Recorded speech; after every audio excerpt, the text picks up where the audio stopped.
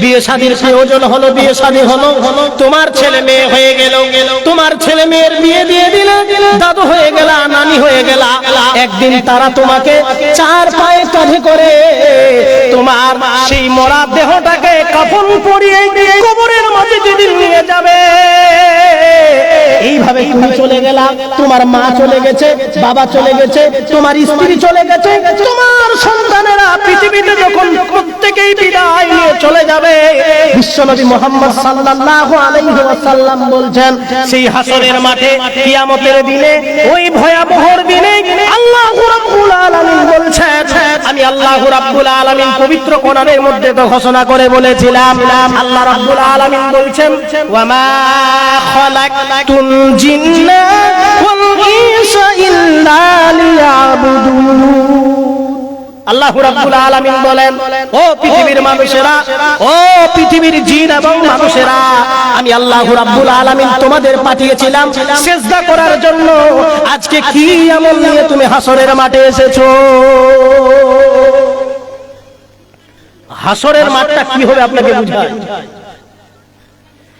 বিশ্বনবী মুহাম্মদ সাল্লাল্লাহু আলাইহি ওয়াসাল্লাম বলেন, সাবাতুন ইউদিল্লুহুমুল্লাহু ফি দিল্লিহি ইয়াওমা লা দিল্লা ইল্লা দিল্লাহু। বিশ্বনবী বলেন, ওই হাসরের মাঠে ভয়াবহর দিনে কেমন দৃশ্য হবে একবার বুঝে নাও। আল্লাহর নবী হাদিসের মধ্যে স্পষ্ট ভাবে বুঝিয়েছেন, ও পৃথিবীর মানুষেরা রে, হাসরের মাঠে কি অবস্থা হবে। বিশ্বনবী মুহাম্মদ সাল্লাল্লাহু আলাইহি ওয়াসাল্লাম বলছেন, হাসরের মাঠে সূর্যখানা এক মুষ্টি উপরে উঠে থাকবে, এক হাত উপরে থাকবে। আবার কোন তাফসীরে এসেছে এক মুষ্টি উপরে এসে থাকবে। সূর্যখানা যখন হাসরের মাঠে বিচারের দিনে কিয়ামতের মাঠে যখন এক মুষ্টি উপরে সূর্যখানা এসে থাকবে, বিশ্বনবী বলছেন, সূর্যের তাপে ওই সূর্যের তাপে মাথার মগজগুলো গলে গলে গলে নাকের ডবা দিয়ে কানের ডবা দিয়ে পড়তে থাকবে। বিশ্বনবী বলছেন, ওই সূর্যখানা এত নিকটে চলে আসবে রে, কুকুরের মতো নিজের জিহ্বাখানা নবী পর্যন্ত পৌঁছে যাবে। বিশ্বনবী বলছেন, এই জমিনখানা মাটির মতো, তামার মতো মাটি হয়ে যাবে। এই জমিনখানা তামার মতো হয়ে যাবে, এত গরম মনে হবে। বিশ্বনবী বলেছেন, হাসরের মাঠে ঘামে আর পুজে যার যে সমান পাপ হবে, ওই সমপরিমাণ ঘাম আর পুজ নিচে হাবুডুবু খাবে, আর উপরে সূর্যখানা থাকবে। ওই ভয়াবহ দিনে বিশ্বনবী বলেছেন, সাবাতুন ইউদিল্লুহুমুল্লাহু ফি দিল্লিহি ইয়াওমা লা দিল্লা ইল্লা দিল্লাহু। বিশ্বনবী বলেছেন, ওই হাসরের মাঠে ভয়াবহর দিনে কিয়ামতের মাঠে আল্লাহ রাব্বুল আলামিন বলছেন, সাত শ্রেণীর এমন ব্যক্তি রয়েছে রে, ওই রকম ভয়াবহর দিনে আমি বিশ্বনবী, এই আল্লাহ রাব্বুল আলামিন বলছেন, ওই ভয়াবহর দিনে কিয়ামতের মাঠে আমি আল্লাহ রাব্বুল আলামিন সাত শ্রেণীর ব্যক্তিকে আমি আমার আরশের তলে স্থান দেব। ওই সাত শ্রেণীর ব্যক্তি কারা?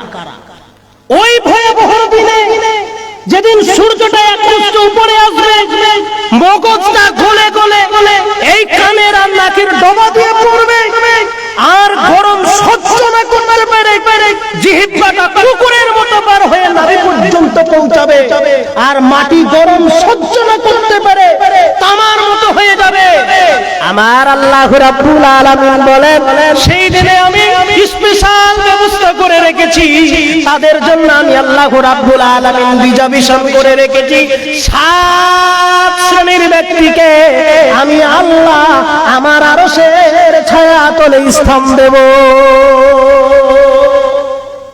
ওই ভয়াবহ দিনে বিশ্বনবী বলছেন, সাত শ্রেণীর ব্যক্তিকে আল্লাহ তার আরশের ছায়া তলে স্থান দেবে, তার আরশের ছায়া ছাড়া আর কোনো আরশের ছায়া থাকবে না।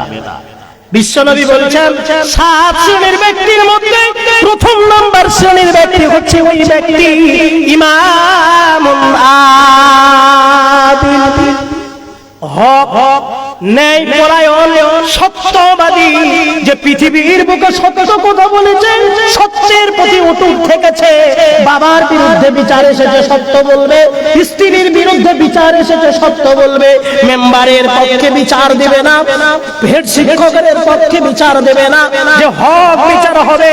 পৃথিবীর বুকে যে ব্যক্তি হকের প্রতি অটুট থাকবে, বিশ্বনবী বলছেন ওই হাসরের মাঠে ভয়াবহ দিনে কিয়ামতের মাঠে আল্লাহ রাব্বুল আলামিন 7 শ্রেণীর ব্যক্তির মধ্যে প্রথম শ্রেণীর ব্যক্তি হবে ইমামুল আদিল, হক নেই পরায়ণ, যে ব্যক্তি সত্য কথা বলবে, নিজের জীবনকে সত্যের প্রতি অটুট রেখেছে, বিশ্বনবী বলছেন তাকে আল্লাহ রাব্বুল আলামিন তার আরশের ছায়াতলে স্থান দেবে। দ্বিতীয় শ্রেণীর ব্যক্তিকে আল্লাহর নবী বলছেন ওয়াসাকুল নাশা ফি ইবাদাতিল্লাহ, এটার বড় অভাব, এটা পৃথিবীতে। ওয়াসাকুল নাশা ফি ইবাদাতিল্লাহ, হায়রে পৃথিবীর মানুষ যৌবনকালে টাকার পিছনে ঘুরে, যৌবনকালে শখের পিছনে ঘুরে, যৌবনকালে টাকার পিছনে ঘুরে, শখের পিছনে ঘুরে, বিশ্বনবী বলছেন 7 শ্রেণীর ব্যক্তির মধ্যে দ্বিতীয় নাম্বার শ্রেণীর ব্যক্তি হচ্ছে